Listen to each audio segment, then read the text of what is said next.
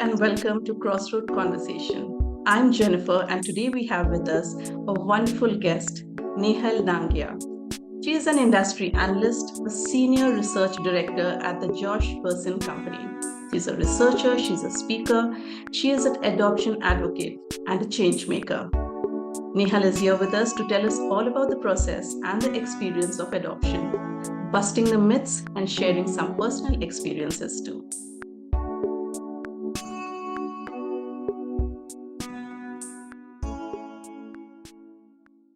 Welcome to my podcast, Nehal. Thank you for having me here, Jennifer. All right, Nehal, tell us, is the adoption process challenging, specifically in India, since you have experienced the process here, and maybe bust some myths around, the adoption process? I don't know if this is busting a myth or it is just Uh-huh. making knowledge common of what may not be so common. The fact that it does take time. So, the biggest challenge in the process itself is the fact that it takes time. If all goes well, you can bring home your biological baby in 9 months, but the adoption process anyway takes over 3 years. So, it tests your patience and anxiety levels in a lot of ways. There are other challenges which I'm happy to talk about, but those are challenges outside of you. Like, those are challenges that come from people around you, but from within you, if it's just Mhm. you in the context of this is me and my adoption journey and, what am I dealing with?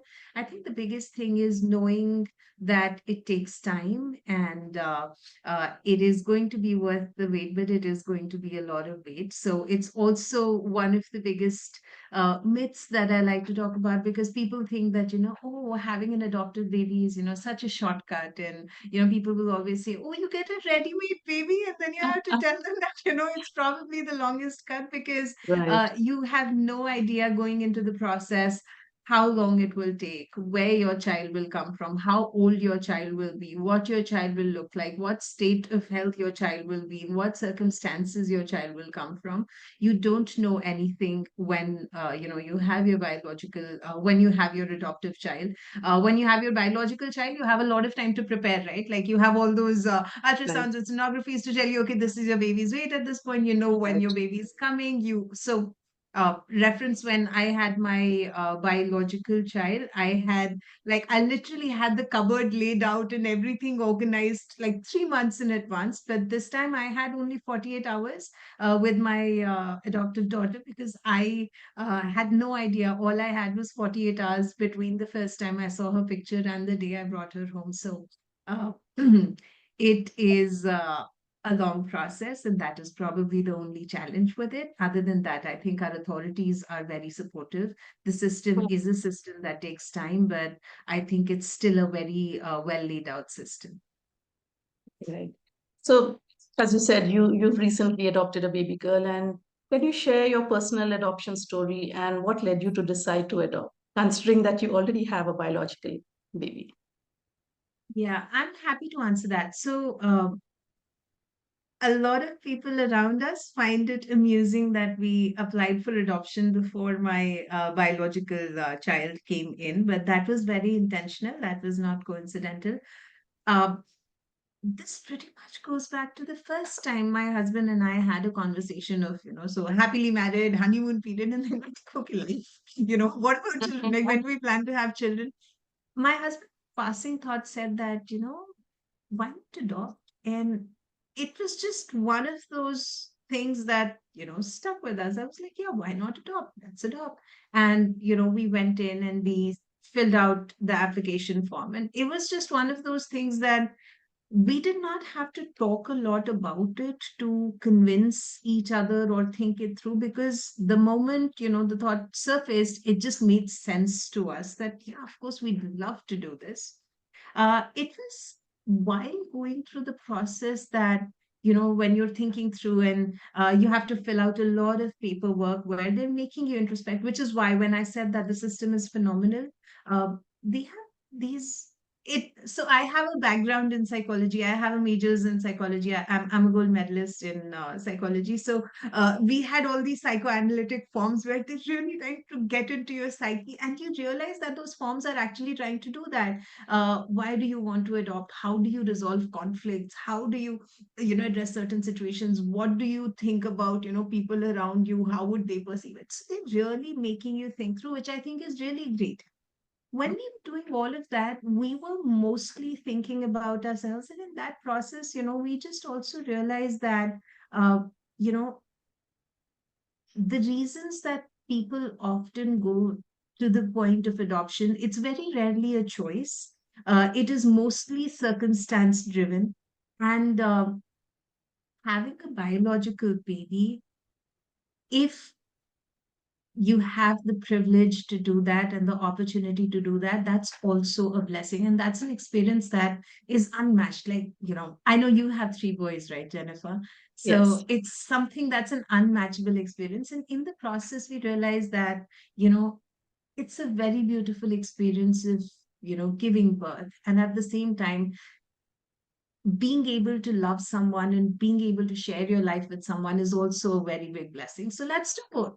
So that's when we decided, all right, the adoption process is going to take 3+ years. And that was the time when COVID also struck. So we were like, okay, we're looking at 3 to 4 years anyway. So let's plan our biological baby now. And the universe has a way of making things work. My son and daughter are literally 3.5 years apart. So when we Wow. decided things, the universe just helped us make it all work out. Wonderful. So, yeah, you and your husband, both of you all had thought about it. You all were on the same page. So that's a wonderful thing. Nothing to discuss much. You all just went ahead with it.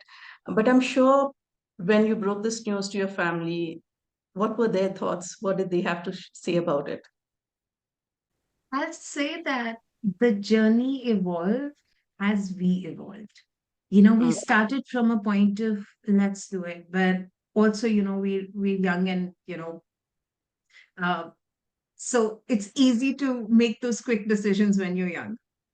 But then you also realize that it's not a thing that, you're convinced about it, but you also need to still think it through. It's like, you want to do something, you're sure about it, but you still want to do the pros and cons and analysis because you want to go in fully sure. You don't want to think twice about it later because it's about someone's whole life and your whole life. So that's mm, when when we started thinking about it, we were going through that entire process of, okay, what is the wait time going to be? How are we going to navigate? And COVID just, was such a setback because with all the support system that you think about, all of a sudden you're all alone, dealing with your body, with your children, with your house, with all the uncertainties. So, there was a time when we were overwhelmed as brand new parents, right? Like, COVID was hard. I had to go alone for my delivery. And that was the time, as I said, my boy happened soon after when we applied for adoption. And at that time, it was just like any new mom. It was just like, oh my God, like, one is hard. How are we going to handle two? But the question, that came up was more about one versus two. It was never about biological versus adoptive. We were very sure about we wanting to do that, but when I say that the journey evolved as we evolved, I think we gave those vibes out. Like, when we were overwhelmed, people around us were also like, yeah, you think it through, and you don't have to, like, people choose not to have even one child, and you have one child, so it's about you. But when my son was a little older, like, he turned two, at that time, like, my child needs a sibling. We always wanted a sibling. And we were very fortunate that at that time, while we were raising our biological child and getting him to a stage where we were not as overwhelmed, our seniority in the queue. So when you apply for adoption, you are in a waiting queue, and our seniority was constantly increasing. So we were getting closer to the time when we would be matched with the baby. And it all just made sense. Beyond a point, it was just that, aha, okay, now's the time. Now we start preparing, and now our baby girl is coming. And when we were so clear, everyone around us was also, pretty clear because we were not at the point of seeking validation.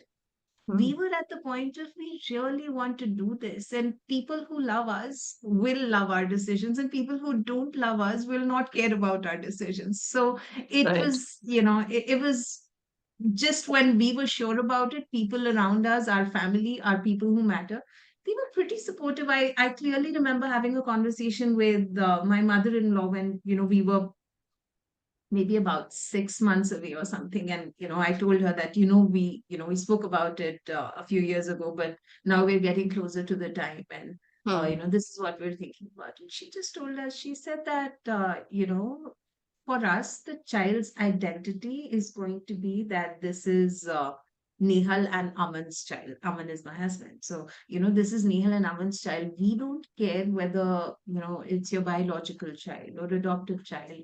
The identity of the child is always going to be for us that this is Nehal and Aman's child. So, you don't have anything like, even if you're thinking of it from that perspective on, will I love the child just as much as I love your older son? Yes, because that is also your child. So that immediately was like, the people who matter the most, they love us and they support us and they stand by us in our decisions. So we have nothing to worry about. And thankfully, we did not worry about anything. Right. That's so wonderful. And so, if you have to think, of course, you haven't gone through that, but but I know you have a lot of friends who have adopted as well, and I'm not sure if they have faced any challenges. But generally, what are the biggest challenges adoptive parents face, and how can they overcome them? Yes, adoptive parents do face challenges, but sometimes I wonder if those challenges come from within. Mm. Is it a need to hide the fact that you adopted? I do know someone who moved houses, uh, like moved in a big city, moved to an extreme different part of the city so that nobody questions where the child came from or anything like that. So those challenges sometimes come from within because why do you care? One thing we realized, I think COVID was a very big reset button in a lot of ways because it reset a lot of perspectives.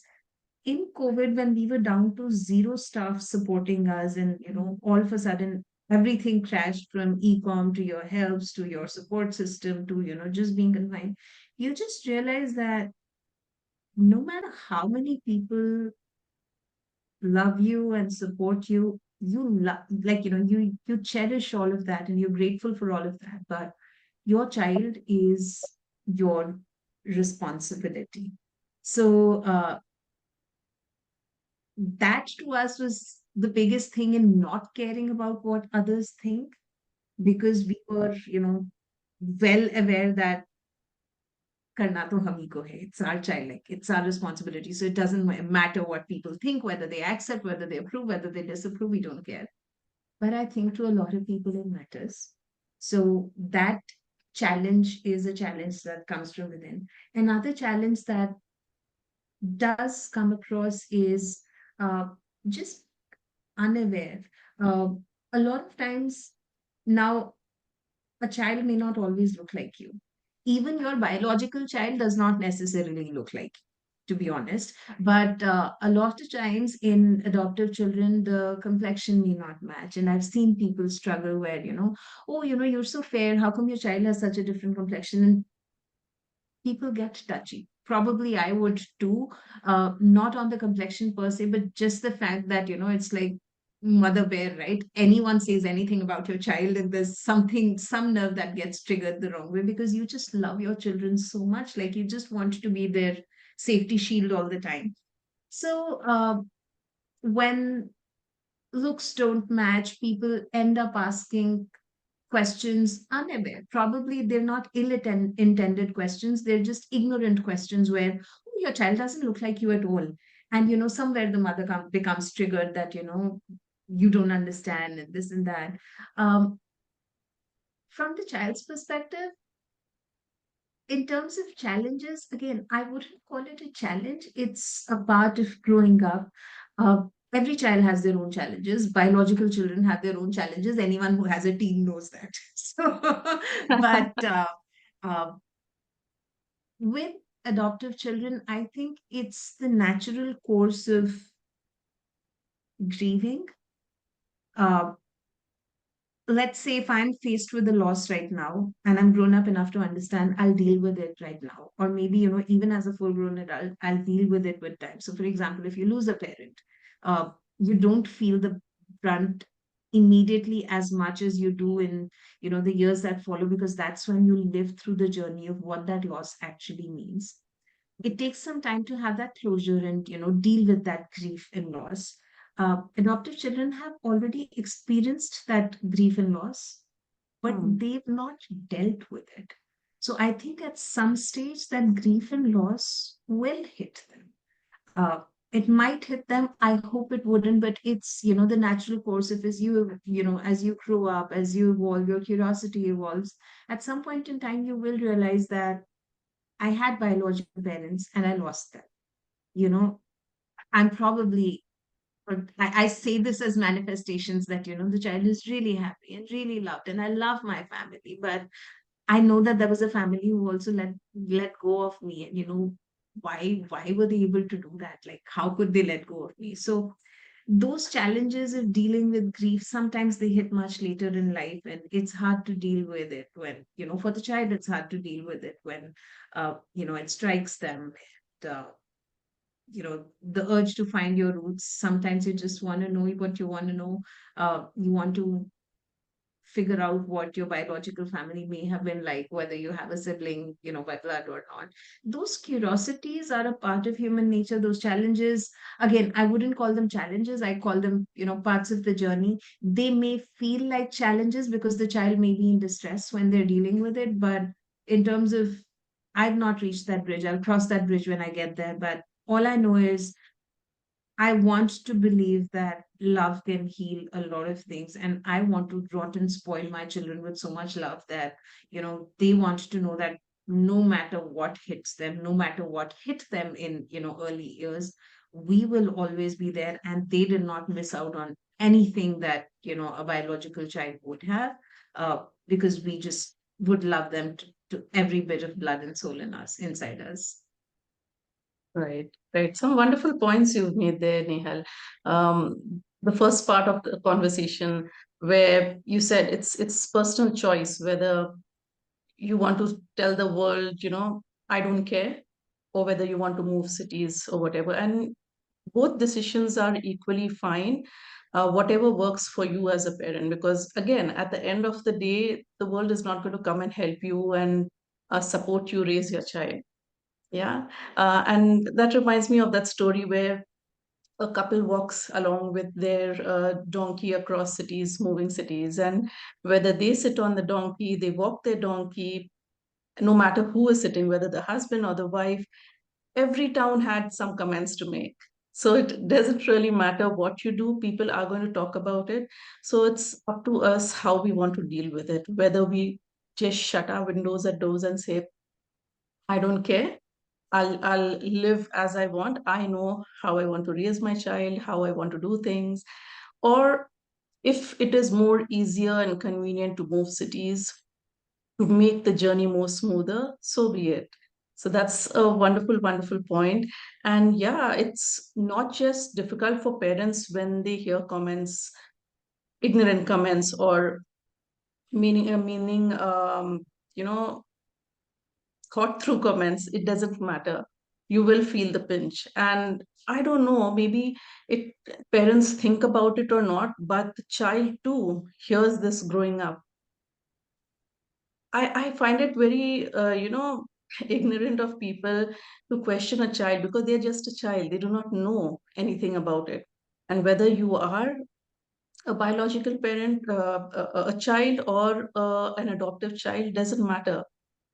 Child just hears negative things and it sticks to them. It sticks to them as they grow, and it affects their psychology, their mindset in a very different way. And it's a blessing if as they grow up they learn of it and they are able to get out of that. But of course, in this journey, if the adoptive parent is well aware of it and helps to build this, create that kind of mindset for themselves and for their child, I think that journey and preparing yourselves as a family for the world would be quite good.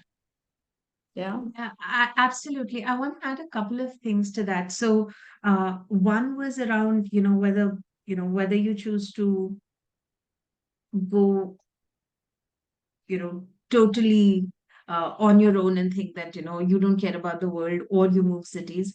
But at the end of the day, I don't think you can hide it from your child. And I don't think you should hide it. You should hide it either.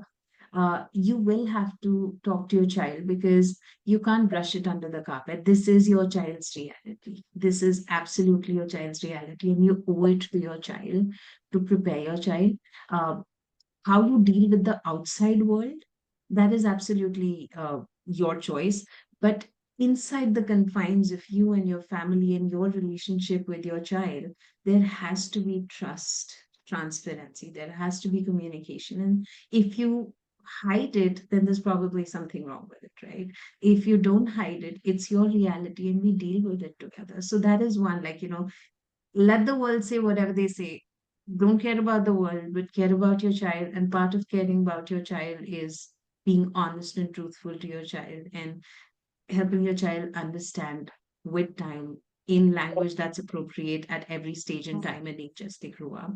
The other comment that I wanted to make, what was the second part? What was the thing you said right after this? Uh, one was about the choice. The second thing, you said something after Second this. What was was it? about society passing remarks on either the parents or to Yes, the child. yes, yeah.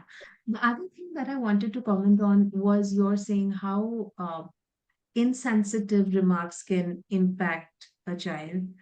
Now, that is again true for every child, not just an adoptive child, like, complexion, body weight, hair, things that we are now way more aware of. Earlier, it was very common to, call a dark complexion person like that and, calling someone fat, but now we're more aware. It's body shaming and we know it's a bad thing to do. But children are so sensitive.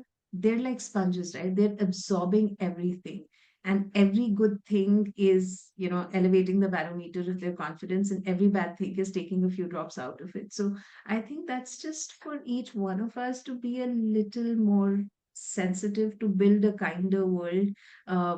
Most of us have grown up in times where everything was okay, like, we toughened our kids by saying harsh things. But I would love to surround myself with people who are sensitive, with people who are caring, and people who think before speaking, because it's not just my child who's adoptive could be sensitive, but also my child who's bio. I'll give you one example. About the sensitivity of a child. Man, my son is the most doting, loving, like he just has so much love to give. He's just wired that way. And I worry that he's going to get his heart broken many times because he's just so loving. But when we met our daughter for the first time, she had these big eyes, like, big, curious eyes, like the biggest eyes I've ever seen. And we, clicked a photo and shared it with our family that, we found our daughter and we're bringing her home. And everybody was like, she has such beautiful eyes, such beautiful eyes. And, a month later, my son, while, going to bed, he hugs me and he says, Mama, are my eyes not beautiful? Why does everyone say Aru's eyes are beautiful? And I'm like, baby, she has beautiful eyes and you have the most beautiful eyelashes. That's when I realized that a child is always absorbing. Like his question was, why Right. has no one ever said that my eyes are beautiful? He's not Mhm. upset about it, but that's somewhere stuck with him. Great. Every uh, remark that we make, it may not be ill intended, but it sticks with the child because children are always sponges absorbing every stimuli that comes their way. So, yeah, I just feel that I just hope and pray we can build a kinder world around us where we think before we speak. Like if we have the freedom of speech, we use it wisely and say nice things. Like it doesn't hurt to say nice things, right? So let's just say nice things. Yeah, and as you said, there was no negative comment made at all to him, but he just observed what was being spoken to the other child, and yeah, it's like omission and commission kind of a thing. he just took it that way. Okay, if it is not this, then maybe it is this. Maybe my eyes are not good enough. So yeah, we and it's again, we don't realize it. We just do it unintentionally, but kids pick up on every little thing that is spoken around them.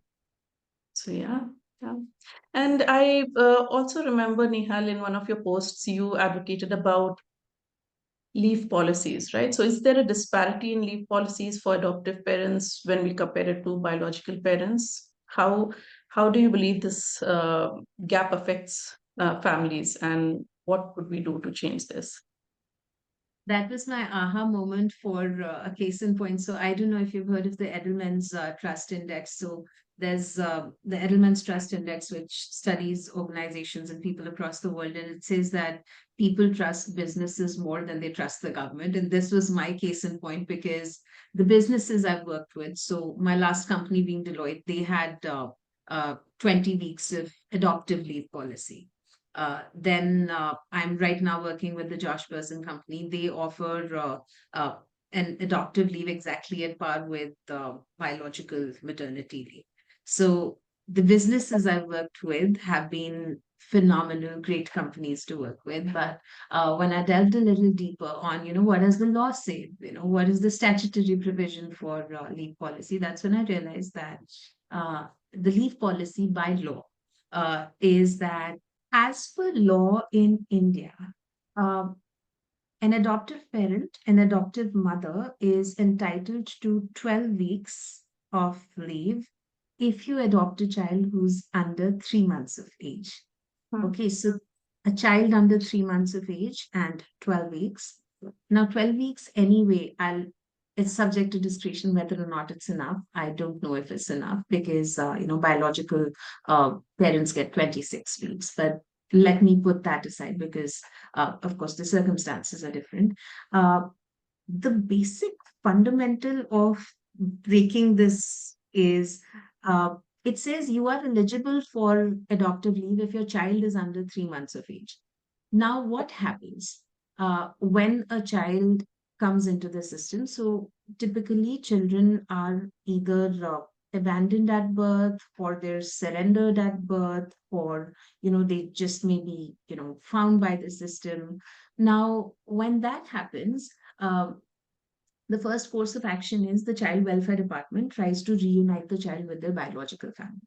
Now, how does that happen? There are FIRs that are launched in all different, states, nearby states. There are ads that go out in the newspaper. If you've ever seen this very, uh, gut wrenching page in the newspaper that has all these missing babies, if you can identify, and missing people who can be identified. So all of that is done, and that process takes at least 3 to 5 months.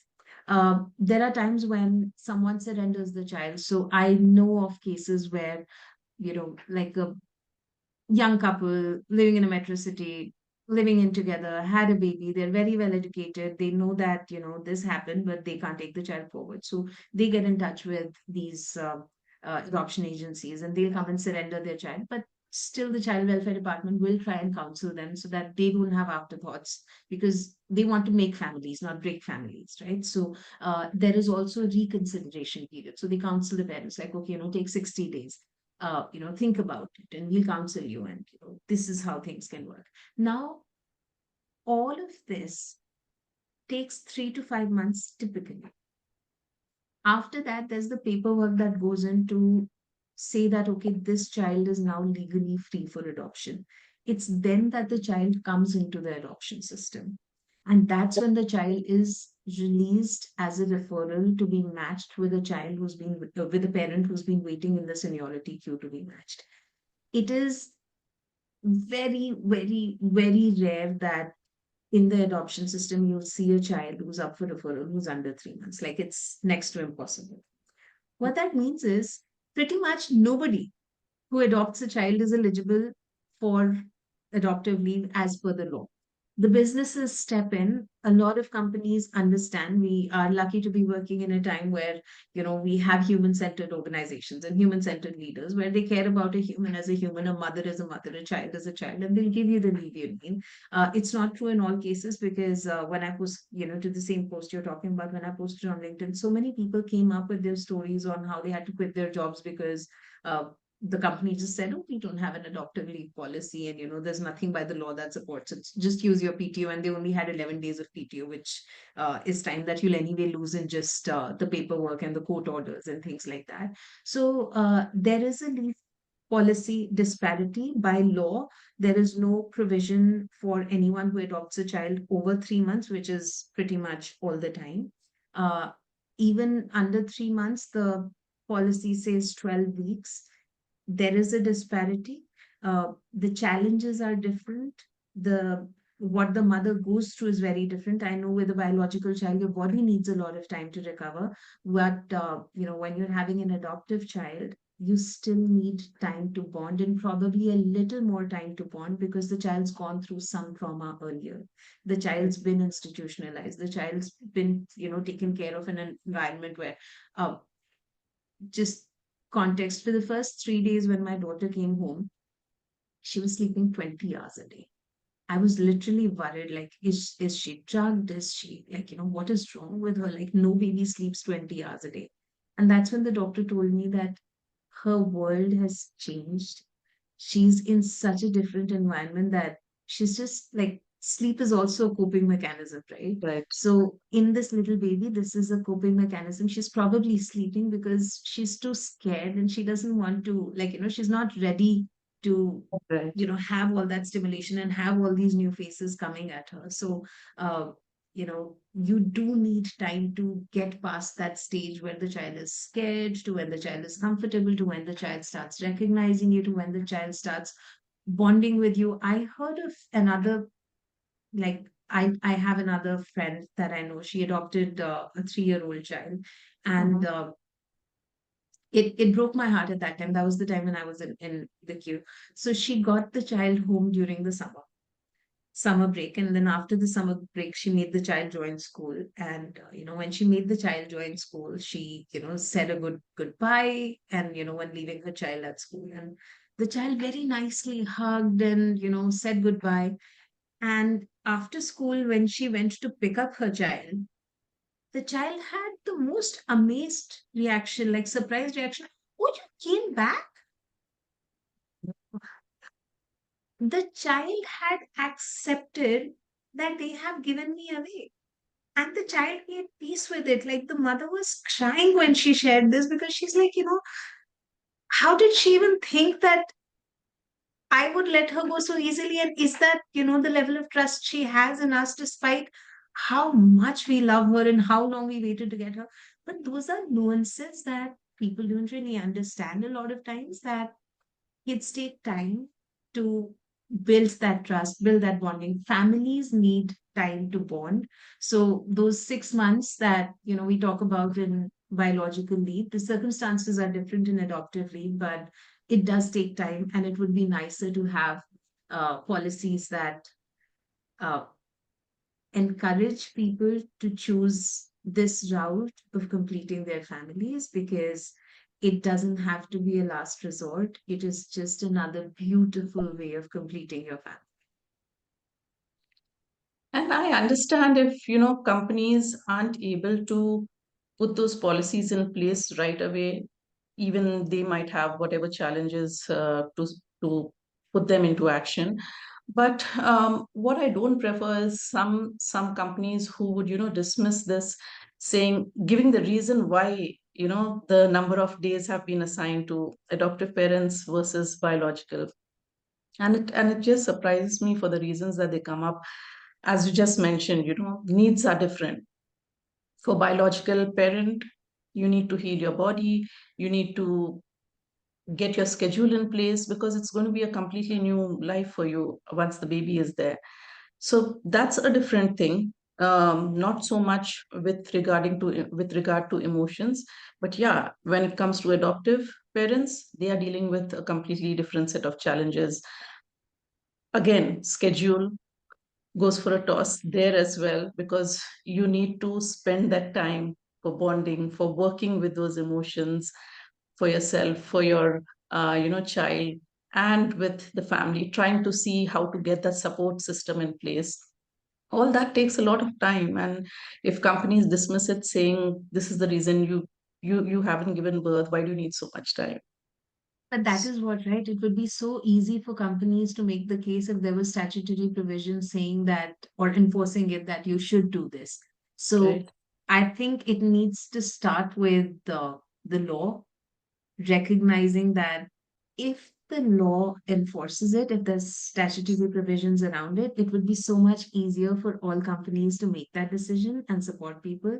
We also need to recognize that there are 30 million abandoned or orphaned children in this country who need homes. And uh, as the law, as businesses, maybe, if we take that step forward, we might be building a kinder society, a better society around us. So yeah, I think it needs to start with the law so that it is not discretionary for companies on what they choose, and it becomes a standard norm. And this is what is ideal, and this is what it should be. Right now, it's discretionary. And like I say, I couldn't be more grateful because the companies that I have worked with have always made the nicest or the most liberal judgment to support uh, adoptive leaves and adoptive moms. So I've been lucky that way, but not everyone is. And if the statutory provision comes by law, it would be easier for companies to make this change. Right.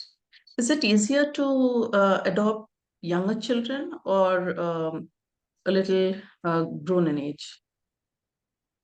And I think this question would be two-faced, one with regard to the process and one with regard to absorbing them and getting them to settle down in the family. It's a little tricky. The challenges are again different. Even with your biological child, the challenges you have with them as an infant are very different. The challenges you have with them as toddlers are very different. The challenges you have with them as they grow up are very different. It's the same with adoptive children. Yes, with adoptive children, the older they are, uh, they're more aware. They have baggage which you know is unavoidable. It comes from their past, that they know what they've gone through. It's not that it's a little bit of a blank slate, and you can paint on the canvas however you would like. But at the same time, children are moldable. Children can be healed with love. uh, a lot of people are afraid of adopting older children because of the fact that they have a lot of uh, recall value of what they went through, and they might test you a little more. But uh, I've had conversations with other parents who have one biological and one adoptive child, and they made remarks like our biological child tests us more than our adoptive child does. So it's never to say that this child will test you more and this child will test you less, or this child will suffer more or have a harder time adapting, and this child will. It's at the end of the day, I think it is nature and nurture. A lot of it is about how the child is wired, and a lot of it is about how you nurture the child and how well you are equipped to make the child adapt in your family. Um, the challenges are different. The process maybe is quicker if you're adopting an older child. Um, the wait time is a lot more because everybody wants a newborn baby. So the numbers are extremely high in the 0 to 2 years category. The higher the age category, the lower the wait period. That's typically what it's seen. Um, so in terms of time duration, it's easier because it's a little quicker. Like I said, the biggest challenge is the wait time. So it's easier that way. With the child, I I don't want to say that an older child will bring more challenges. Not at all. Children heal with love. There's this famous quote, right? A baby is born with the need for love and they never outgrow it.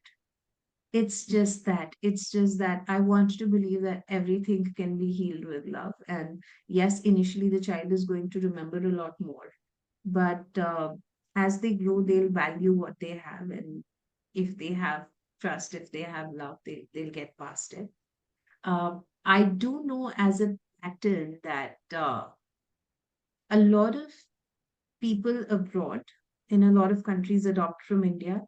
And people who adopt from outside of India typically prefer older babies.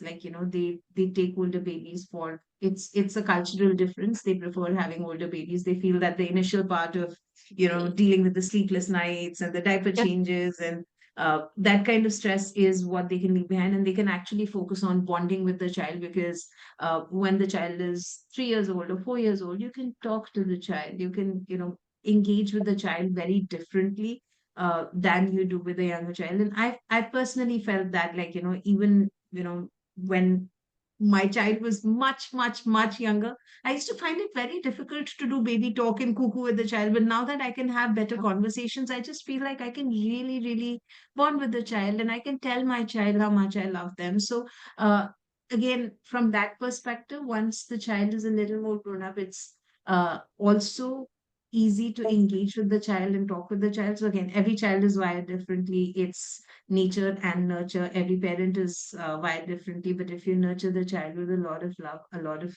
families are made with love. So you can navigate your way. Yeah. And you had mentioned about, how they come into the system, how much time it takes and why it takes so much time. Now, once the child is part of the system and somebody has put in a form, after that, the child is handed over to that new family. But I think there is a time when the adoptive family, I think, gives the child back for whatever reason, and that's when they do not get absorbed back into the system. I think we had discussed this in the past. So if you could just elaborate a little bit more about this, Tell how me does more. this happen? Tell me more. So yeah, once parents adopt this child, then for whatever reason, I think they change their mind or something, and they do not want to go forward with it. And that's when I think the system, uh, the child is not put back into the system, right? Okay, so you're talking about two things. So let me know what you want to talk about. One is sometimes parents adopt a child, Hmm. and I don't know what expectations they come in with, and then they feel that, they can't do it. And there are some really sad cases where they return the child or surrender the child again, saying that, bad decision, we don't want to do this. One is when, the referral comes after 3 years. And at that time, my life has just moved on, and it's so different that the application that I made 3 years ago, I don't want the referral anymore. Like, it's a long process. 3 years is life changing. So Hmm. at that time, what happens sometimes is, people just say, I'm not ready to take this referral, or for whatever reason, like I don't want to accept this referral. And that's when the child comes in the immediate placement list. So tell me, which one you want to talk about, and maybe if you can Yeah, the ask the immediate question again, placement. then yeah, Yeah. then I'll answer So it that way. yeah, so yeah, let's cover this part where once they come into the system, after all the legal proceedings, making sure um, the kid doesn't need to or cannot go back to their biological parents and they need to be adopted. So the system puts them on a list, and then somebody fills in a form to adopt the child and they are ready for it, but the process has taken 3 years. And in that 3 years, they have changed their mind for whatever reason. Now, what happens to that child since the adoptive parents or this family does not want to move ahead with it? What happens to the child? How does the system work with these children? Are they still part of the regular list? Are they part of a different list? What happens to them? What happens to the child is the child finds the home that the child is destined to find, and the parents who are desperately waiting for a child find their baby. Uh, who matches whom is again destiny. So typically, yeah, I'll just clarify how that process works. Uh, I told you, right? whenever anyone applies for adoption, they fill out a form and then, they are waiting in the queue. So that queue keeps evolving. At the same time, there are children who are in the system, but they're not legally free for adoption.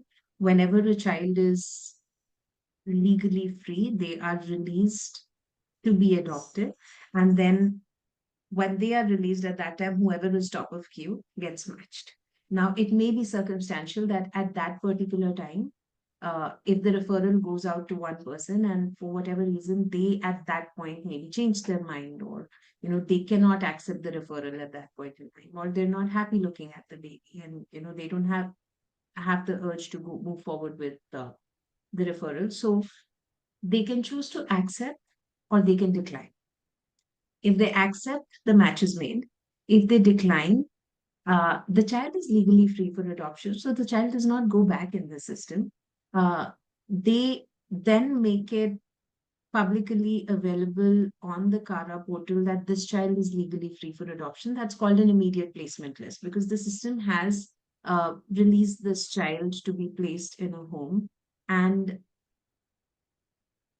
a lot of educated, well aware, prospective adoptive parents who are in the queue are very vigilant about keeping an eye on the immediate placement list that's updated thrice a week, and they have a specific time when the list is released. So, whether it's 9 a.m. or 10 a.m. or 11 a.m., the time is very clear. So, a lot of people keep an eye on the immediate placement list because uh, they can go ahead and reserve their child through the immediate placement list. So I may be very far off in my seniority. My referral may be 2 years away, but if I reserved a child through the immediate placement list, I could bring my baby home like next week.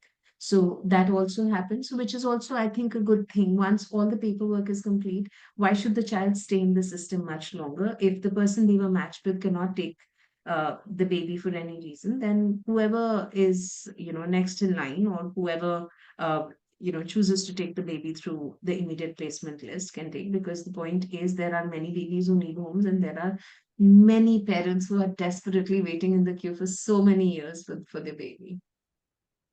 Right. And you said they match it. So what is this match criteria? What kind of It's a questions? computer-based algorithm. It's a computer-based algorithm. You can put in certain preferences. So you can select the gender.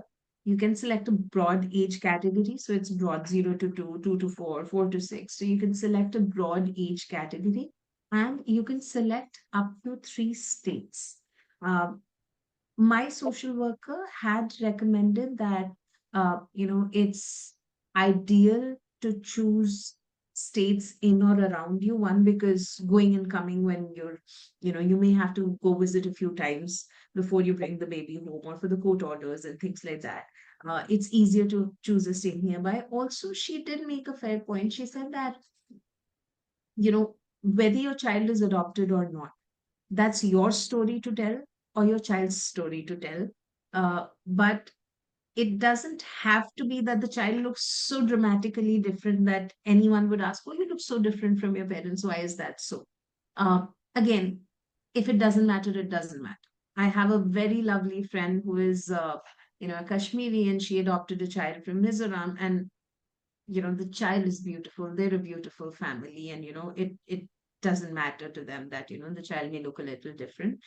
It's also about what you're prepared to deal with. When they get a question, they're ready to answer it. But are you prepared to answer those questions, or you just want it to be organic, where you tell the story where you want to be? So our social worker had recommended that you think through that. Ideally, we recommend that choose states around you, so that the child in features and looks a little similar to who you are, and then it's your story to tell thereafter. So those are the 3 preferences that you can put in. You can put in your broad age category, you can put in your gender preference, you can select up to 3 states. um, that is it.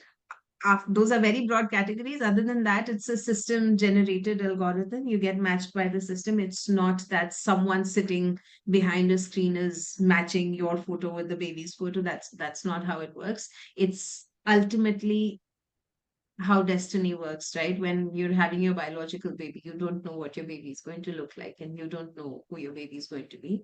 So it's pretty much like that. A lot of it is also destiny and uncertain when your baby comes in, when through adoption as well. Yeah, I remember having my first kid, and when they got my baby, I looked at him and I was like, is this really my baby? He looks so different. But yeah, it's Yeah, amazing to look at the little faces. I know. Okay, so you mentioned that welcoming your daughter into your life has been like a leadership boot camp, right? So can you elaborate on that? The What kind of lessons you learned, and how is it different from a corporate setting that you learned? Oh yeah, I always say motherhood is like a leadership boot camp, right? Like you're always trying to manage things. It's project management, it's crisis mitigation, it's a constant art of negotiation. It's also well-intended manipulation. Like recently, I had to move my toddler into his own bed, so of course, if I told him go sleep in your own bed, like no co-sleeping anymore, that wouldn't fly. So we had to be very strategically manipulative to say, you're such a good boy that you deserve your own bed. Like, you are such a big boy, you deserve a big bed for yourself. And that's how we, moved him out Hmm. of, our bed. So, yeah, it's a constant juggling of priorities. It's a constant test of your people skills. And it's the subtle art of negotiation with patience, because just how as a leader you can't let any aggression come to surface even when you're struggling inside with so many things on fire. It's similarly with the your children. You always need to keep your calm, because that's the only way it works. If you throw stressed vibes or anxiety at your kids, it will come back to you. If you're calm and relaxed and happy around your children, they'll throw the same vibes back at you, and they'll be calm and they'll be relaxed. So uh, it is a boot camp. It is a leadership boot camp. You learn a lot of skills of leading and selling and negotiating uh, through the process of having children as well. And it only gets more advanced in proficiency level when they become from babies to toddlers to teens. So as your children grow, your skills expertise also grows in how you negotiate with it, because they're also becoming like big humans with bigger brains, and they can't be Right. manipulated anymore. Yeah. As a baby, you think, okay, once they start crawling, I'll be done. I'll be happy. We're still happy. But then they start something else different. That's a new thing for us. That's a new thing for them. We have to deal with Always a that. moving target. That's another thing. That's another, Yeah. analogy to leadership in business and in our workplaces. The challenges are always different, right? Like, so I've spent a lot of time in my HR and consulting career. I've spent a lot of time on the L&D space. So in COVID, it was everything about, okay, how are we managing, remote learning and things like that. And now it is like the entire system of how we do learning with Gen AI is so different. So, okay, what do we even do with traditional learning? Like, are we even doing programs Hmm. anymore? Or, are people just moving forward with this Socratic style and Q&A learning? And how do we keep things? Like, it's always a moving target, because every 6 months, everything changes. All Hmm. your challenges change. How you approach things completely changes. So, it's pretty much that with children, right? Like, you never have the same Yeah. challenge. 6 months to 6 months, they keep changing. Hmm. And so, do you think society's perception about adoption has changed over these past few years? Has it evolved? We live in such a humongous society that I can't make a generic statement on, how has it changed or has it changed. I can talk about the small universe I live in or I interact with, which is, of course, my family, my relatives, and, the people around us, the people in our workspace. And we've been really lucky that there's only been support and love and appreciation, which makes me feel that I think in this fast moving world, somewhere inside, people want to do the right thing. People care about kindness, people care about doing something nice. Of course, we did not do it from the perspective of doing something nice. We did it from the perspective of, we just want to do this because we this is, this is how we want to complete our family. It was pretty much a choice. That was not the tangent, but since we are talking about the society, I think for us, it's just been very heartwarming. The number of people who came home to congratulate us, the number of people who came home to meet my daughter Arya. Uh, we had made a very public announcement to everyone around us. We were safeguarding ourselves from any distasteful questions, because I knew that when my child comes, I will be going to the park every day with a baby in a stroller all of a sudden, and everyone knows that I wasn't pregnant. So people are going to ask me, whose baby is this? And I don't want to answer that question because this is my baby, and I don't want to explain it every time that, Right. this is my baby because or through or how. So we made a very big public announcement. Like we had, let me see if I can grab those. Uh, we sent these cards to, I don't know if you can see this, but Oh, that's a beautiful one. yeah, so we sent these announcement cards to everyone around. Like we sent some chocolates and we just had a porter deliver everything around. So we did that because we just wanted that when people see my baby, they know that this is our choice, this is our life, and this is my baby. They can choose to accept, they can choose to not accept, they can choose to approve, or they can choose to disapprove. But this is my choice, and this is my family. And I'm not here to answer questions. I'm just here to welcome as many blessings if you have them, and if you don't, I'm fine with that. I have enough love to give to my daughter. So, from that perspective, we had made this announcement, and we had made this announcement from the perspective of, just safeguarding ourselves, that we don't want to, like, we don't want the first 1 month to be answering questions, whose child is this, whose child is this. We did it from that perspective, but how that turned out was so much love coming back at us, so many people, just coming home, sending gifts, coming to meet my daughter. When I came home, when we were bringing Arya home, now this is very sweet but very funny. My cousin sister came home and she was decorating the house. And when I entered the house, I saw that, there was uh, some decoration outside the house. And then I went outside to get something and I saw, oh, it was all across the lobby. After that, I went again to get something and then I saw it was all across the corridor. And I was like, am I not seeing this correctly? Like, was this there? And that's when I realized the neighbors and everyone else in the condo, they were getting the entire lobby and the lift area decorated to welcome our baby home. And I Beautiful. thought, so sweet. And, it just took me like, I knew my cousin was decorating on the inside. It's like, then I realized, okay, she's like, no, I didn't do any of that. But it was very heartwarming on how Mm. much love we got and, how much support we got. So I think we live in a very beautiful world. Yeah. And I think that was a beautiful step that you took to share it publicly in one step, because I know, as you said, the first 1 month is just going to be answering questions, even though you'll be happy to share, but then doing it on a repeat basis over and over, it kind of gets annoying. So, yeah, that And was I have to a give credit good where thing. it's due. I have to give credit where it's due. Uh, Mhm. we met with, so during that long wait period that we have, we wanted to build a community around us. We Mhm. wanted to build a community of adoptive parents and adoptive children for my child when she grows up, right? She shouldn't feel like the only one. So we met Mm. with a lot of other families who adopted, and I had asked this question to a couple we met with, like, how do you handle these questions when, that are sometimes not badly intended, but they can be distasteful, because people tend to say things like, "Whose child did you pick up and bring?"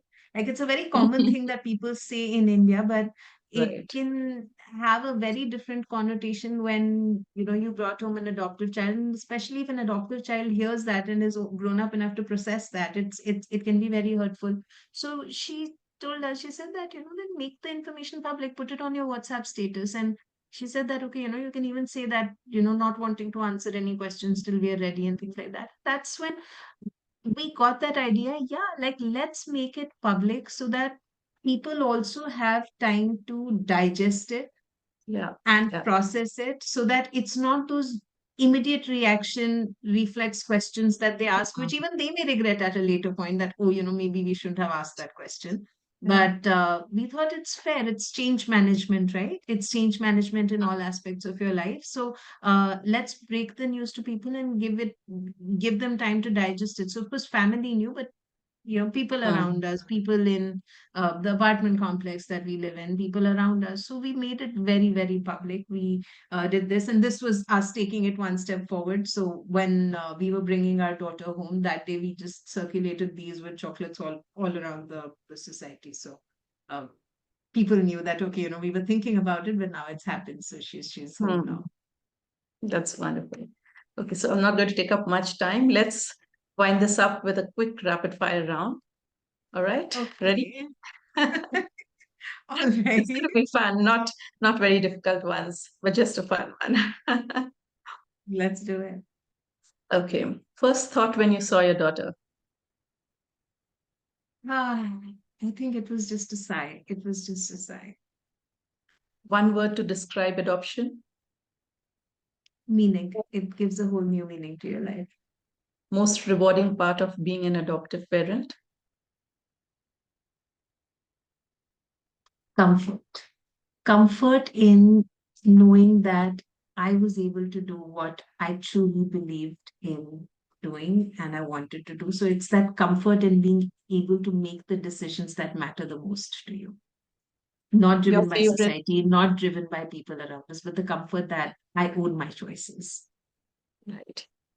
All right, your favorite parenting hack. Motherhood is all about hacks. You can't go one day without hack.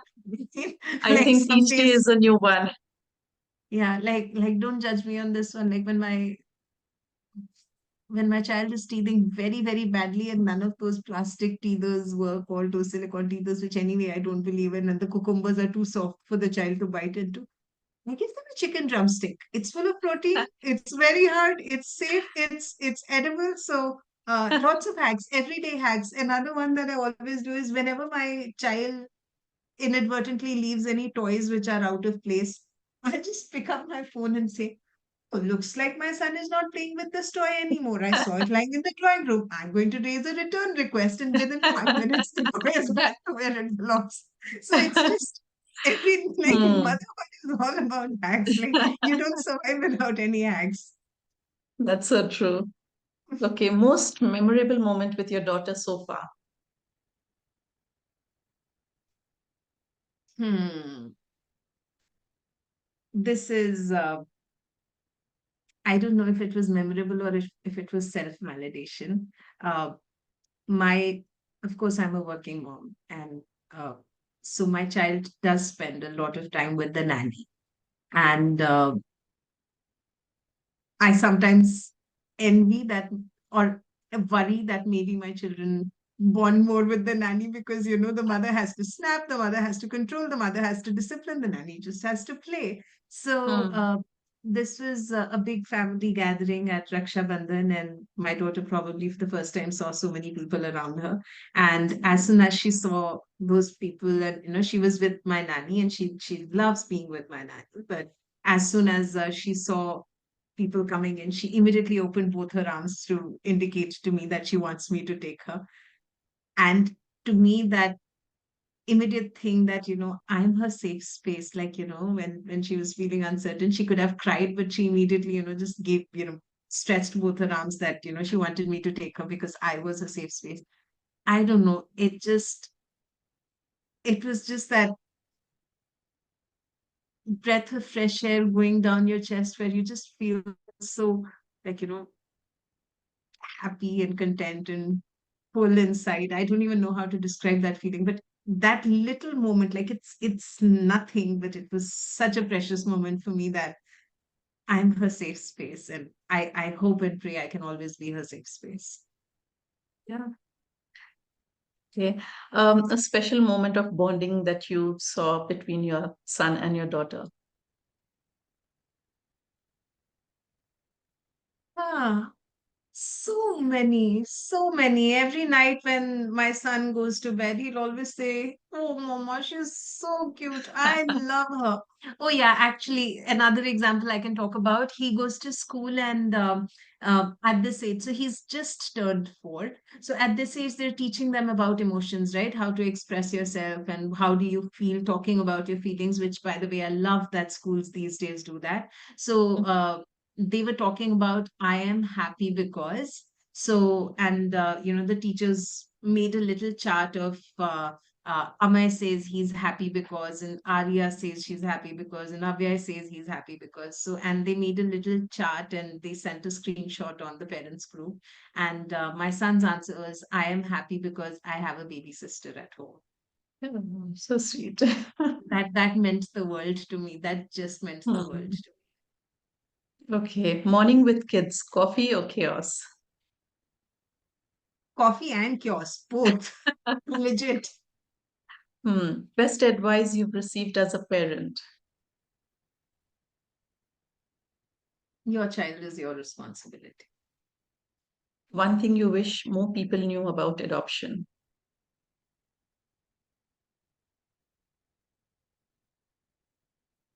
That it is a beautiful journey. It is absolutely rewarding and gratifying. And the day you bring your baby home, it won't matter whether you brought the child home through adoption or it is your biological child. The first time you hold your baby, everything else will be background noise. You will just know that this is your baby and you will love your baby. That's just how it works. Parenting lesson you've learned the hard way? Again, going back to your child is your responsibility because COVID was very different from what I had anticipated. So I'm used to, how even now when I look at moms around me, they'll be like, okay, last trimester won't do any, like, don't want to do any strenuous work, don't want to drive, don't want to do this. And here I was going alone to the OT to get my baby delivered. And here I was taking a permit every time. And here I was doing, webinars till 4 a.m. because consulting world had hit its biggest disruption in 200 years. And I was cleaning the house and we did not have any supplies because ecom had shut down. So I think I learned it the hard way, but I learned it at the right time in my life to know that a lot of times people would say बच्चे तो पल जाते हैं. नहीं, बच्चे आपने पालने हैं. And if you go into that prepared, you will be totally clear about what you want to do, why you want to do it. You will be clear about your motivations. And when you're clear about your motivations, it's very easy to power through. One thing that always makes your daughter smile and one thing that always makes your son smile? Hmm. Oh wow. I love the kind of questions you're asking. Let me think about it. What makes my daughter smile? Well, she's at an age where peekaboo always makes her smile, right? Like, there's no little child who wouldn't smile to her. And my son, as I said, he's just the most doting family person. I think you just mentioned Dadi, or you mentioned his, my niece, his cousin sister, Aisha. Like, you just have to name a family member he loves, and he'll just automatically smile and he'll say, so yeah, I all that to say that I think we're very blessed to have so much love within and around us that it's always uh, people more than things that make us smile and make us happy. Uh, my son is absolutely like that. You name his grandmother, you name his cousin, you name his aunt, and he'll just be happy. We're lucky they live nearby. So the moment you throw the name, he'll be just so happy and he'll be smiling and he'll be ready to put all his toys in the right place so that mama doesn't raise a return request and he's going to get ready to go. Nice. Most useful piece of baby gear? Oh, wow. Most useful piece. Again, it depends, from it varies by age. I Hmm. couldn't do without the feeding chair, right? Like, I just couldn't. At this age, oh my God, I have this monstrosity of a 6 by 6 feet playpen in my living room. Like, it's literally like I feel so sad saying that it feels like I put a monkey in a cage because my daughter is at the monkey age where she's crawling, where she's standing, where she can't sit down for a second. And literally, I had to get that. And I'm a total minimalist. I don't like anything extra Mm. anywhere. I don't even put carpets because I feel like, they're just attracting dirt and, they're making a place look cluttered. And now I have this monstrosity of a playpen sitting in my living room because I just want to keep her in a safe space so she doesn't go and touch something that will hurt her. So I think with baby care, it just varies by It's age. changing. Every different stage will have a different care Hmm. that is the most useful at that time. Okay. A parenting skill you've mastered.